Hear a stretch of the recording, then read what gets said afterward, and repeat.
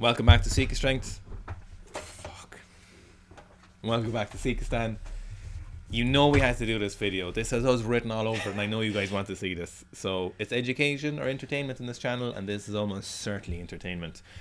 So yesterday, More Plates, More Dates released a video with a great friend of Seekistan, Zach Delander, talking about and exposing Brian Johnson, aka the Liver King. Steroid cycle breakdown. That's what we're going to be getting into in this video. His steroid cycle, all the things he's used, all the performance enhancing drugs, all the peptides he's used to get in the shape he's in. Need to know. Very long story short, I'd really recommend you go watch the video. It's about an hour long, but it's very entertaining. Zach, nice little feature in it. Also put us in it, which we're super grateful for, Zach. Long story short, a bodybuilding coach who helps people stay in shape who use performance enhancing drugs. Emails were sent to Derek from this bodybuilding coach. We don't know who the coach is, but I think we have a pretty good idea of who it actually is. Supposedly this was Brian Johnson telling him all of his stuff, all of his cycle information. At the same time, Derek actually had an inquiry in his own inbox from Brian Johnson, the Liver King, from over a year ago or more, before Brian Johnson blew up as Liver King, asking to help him with his performance enhancing drug, steroid, gear, cycle. Crazy stuff. Yeah, massively controversial. Just a brief point before we get into like the actual meat and gravy of the video here. Me and Garth don't care, right? We're pretty open around here in these videos about like people do whatever people want to do. This is by no means a judgmental piece on anyone, but it's just very, very dramatic. I'd say it's no pun intended, but juicy. It's very juicy. Oh, it's juicy goss. So, with all that being said, so obviously you would think the first point of talk would be like, oh my god, he's not natty. But I don't really think that's a surprise to anyone. I don't think that's actually a surprise. The biggest thing I took away from this is that he was using $15,000 worth of growth hormone a month. So much. So you're taking I think it was something like about 10 IUs of growth hormone every day. This was before he got in contact with this bodybuilding coach. Like $15,000 a month. Holy fuck balls. It's insane. And that it really is the GHU seems to be insane. Like the other drugs that were noted in the email as like his stack, it's a lot of drugs. It's not a massive amount compared to what an IFBB Pro would be using, but the GH use is insane. Crazy. I've never heard of anything like. We're in a really gifted position, myself and Gerfer, where we get to talk to a lot of people who do this as a living, who prescribe drugs or make recommendations on what drugs people should take.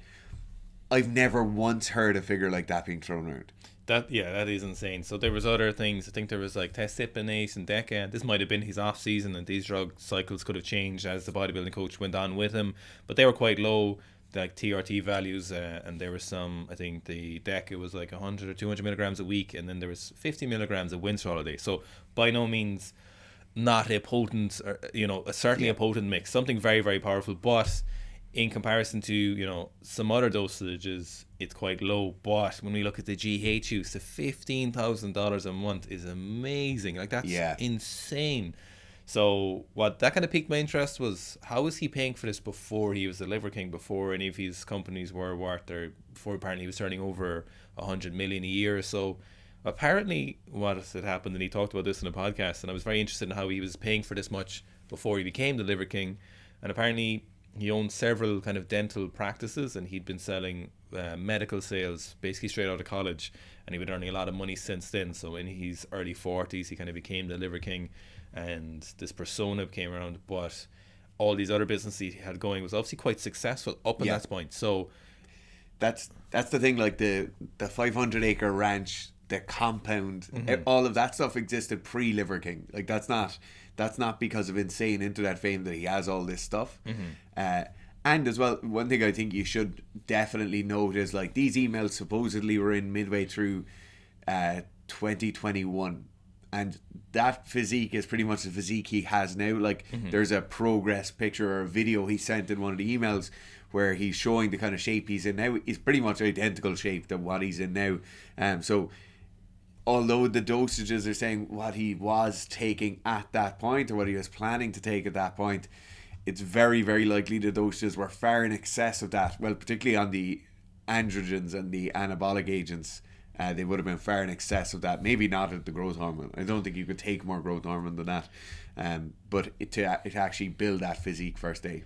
So the interesting thing on that growth hormone segment, so how much growth hormone he's taking, and there's a fairly consistent relationship with the use of growth hormone in these dosages and a decrease in insulin sensitivity. But according to him, and he kind of says this in one of those emails, that his insulin sensitivity is very, very good, and he's generally, his fasting blood glucose is quite low, is the fact that he seemed to be actually living the lifestyle he was saying, by and large, except for one or two little parts where he was using dextrose powder. But there's a very comprehensive questionnaire involved in the emails, and he's talking about what's like your daily life like, what do you go bowling, do you go to the cinema, like what's your food like, and all of the kind of things he's espousing, bar obviously not taking a shitload of growth hormone. All of that was involved, but he was doing all of the things by and large, like like a 95% degree of what he was saying. He was doing the things he was saying he was doing, eating liver, eating fresh organs. I don't go out to eat. I don't go bowling. I don't go to the movies. This is my routine. 6 a.m., wake up, walk to the lake barefoot, sun gaze, and have morning coffee. Review the books for my companies. 7 a.m., workout number 1. I follow Westside training twice a day. It's very interesting that in that regard, he wasn't a charlatan in that regard, or he's not, he's still alive and he's still Liver King or whatever, but he was doing all those things that he said he was doing, except for the gear thing. Yeah, it's funny. I remember, so when Bear Grylls back probably 10 or 15 years ago was getting very, very big on the Discovery Channel, and there was all these stories about Bear Grylls would go out and then he'd stay in a 5-star hotel, or he'd be eating the raw leg of a deer or something that he found in the forest, and then people would see him eating in a restaurant the day after the shoot or whatever, and it was all this kind of like expose stuff, I think the big thing here isn't so much the dosage, it's not so much all the different compounds he was running. The big thing is just that he wouldn't admit it first day, and he's vehemently and aggressively kind of shot down people who brought it up. That definitely brought, like, in my opinion, brings us on to the most important part of this, is his aggressive defense. It's, in my opinion, it's the Lance Armstrong protocol of, like, everybody who looked at him understood he was on gear. Everybody in the industry, nobody except one or two people who were kind of pandering to him on podcasts, nobody actually thought he was natural. But a lot of people did, though, in his comments. Yeah, I think, but people working in the industry overall wouldn't have thought he was in any way clean. But the issue was he just kind of aggressively went after it, and he'd make all these big statements about like how his levels of aggression were great, his levels of manliness were great. He didn't need any help with any of that, and always kind of attacked the people who brought it up, whereas it would appear as though those levels of manliness and aggression were being helped by something else. So there's this kind of trend from the comments after, from people saying that, he could have said he was on gear. Now, I'm not saying what he did was right, absolutely not, but I don't really think he could have actually said he was on gear or even on TRT. I think this would have been at odds with the message he was pushing. Now, that's not to say was the message he was pushing wrong, that's not to say what he did was right in any fashion, but in the lie he kind of delved into, and into the situation he put himself into, the persona and the message that he was putting out there, I think him actually saying this, people are like, he could have said it from the start and people would have had a lot of respect from him. I don't think that would have really let him do the thing he was wanting to do, and was going to blow up like this. If he'd admitted this, I think he would have probably capped it a little bit. I think people would have been a little bit more, they would have balanced it a little bit more. What he was saying, they're like, look, he's on a heap of performance enhancing drugs. Again, that's not saying what he's doing right, but I don't think he could have ever admitted to the line. I don't think he can still at the moment, and if you look at the comments and stuff on his Instagram, you'll see people kind of questioning him, and loads of people some people are upset, a lot of people are very happy about this, a lot of vindictive people are quite chuffed that he's been kind of exposed, but I don't think he could have really gone out there with that. Once he bought into the Liver King thing, once he decided to push the Liver King as a marketing persona, I don't think he could ever have admitted that. And it does look as though this is all a kind of big business, like the kind of V-Shreds thing, where he's a figurehead of a big organization that's really kind of driving a certain rhetoric, which even makes it even more so. Like, I wonder, is there a point where they make a decision, and this is openly discussed, and say, we'll probably get 5 or 6 years out of this. But if you make 100 million a year for 5 or 6 years, everybody's made enough money. It doesn't matter if it tanks after that. It doesn't matter. Like, does it necessarily have to be this big legacy brand, or do we just have to make enough money in the few years where people kind of really buy in hard, and then people come out and defunk it after a certain amount of time? It's interesting to think about. So I think what's kind of, it's not exposes, but what it kind of highlights is probably how driven he was to get this thing, and how large the ego was. Because I don't understand, if he's in a position prior to being the Liver King where he can spend $15,000 a month just on growth hormone, you know, and he already has his private ranch, why does he need more? I don't get this, and I don't get the idea behind that, unless the only like plausible explanation I could see from his side is that he really believes that this message is the most important thing for people to do, and he thinks this is the only way he could help people, and the persona and the person he created was the only way he could really spread this message, you know, because other than that, like, it doesn't, I don't know, why would you want that much? Why would you push that hard for that when you're already clearly very, very wealthy? You have everything that you could need to make you kind of happy, you know. I think that's kind of one of the things that jumped out at me in this, was that what's the point other than a large ego driven thing? The only other plausible explanation, I think, is that fact that he thinks this message is the most important thing, you know. Yeah, the ego thing is funny, because even with the, like, in multiple interviews he talks about I don't get my blood tested, you know, I don't get blood tests, even though he clearly provided blood tests here, and he did get blood tests at some point. He talks about not needing to track liver values, or not needing to track all these different values of kind of health metrics that normal people would think it would be intelligent and safe to track on a continual basis. Yet when you look at his supplement routine, he's taking Tudga as a liver support agent, probably because of the stanozolol he's taking, and he's taking other things like NAC, which you never ever hear him talk about, and would usually be agents of, okay, we'll do a blood test, you have 4 or 5 indications that you need some help in certain areas, and then we'll supplement with liver support or something along those lines. And that is a kind of an ego thing, I think. That's the big thing of like, oh, I don't fucking need it. And his outward persona really displaying this kind of ultra macho person who, as Gareth was saying, fully believes in the message, but he has the information to say that the message isn't all that correct, you know, like, or maybe he believes that if he wasn't taking gear and just following the ancestral tenets, that he wouldn't have to have the liver support, he wouldn't have to have the blood work done. But that's a whole other level of mental gymnastics there, I think. Yeah, that is very interesting. Yeah, I suppose the way he'd probably espouse that then was that he was making a sacrifice for this way of life, you know. I think the problem with that is, like, and more Derek from More Place More Dates kind of touched on this as well, that a lot of the stuff he says is like valuable stuff, you know, eating, I suppose, like whole foods or whatever you want to call it, eating cleanly, you know, cold stuff like that, having positive social relationships, you know. The letter of the stuff that he's talking about is beneficial stuff. It's just a shame that he's kind of used the tactic he did to spread this, which is now kind of tainted those particular positive messages.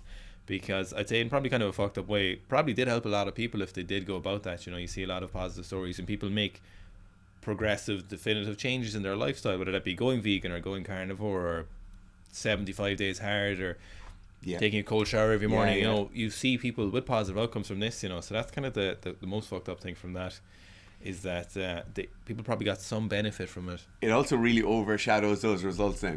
Like, if you've bought in hard to the system, you felt like it worked for you, you've changed things in your life for the better, but now you're going to feel like the Messiah has kind of screwed you over on this. And then does that call into play, like, did I really have those positive results, or was I just imagining it, you know?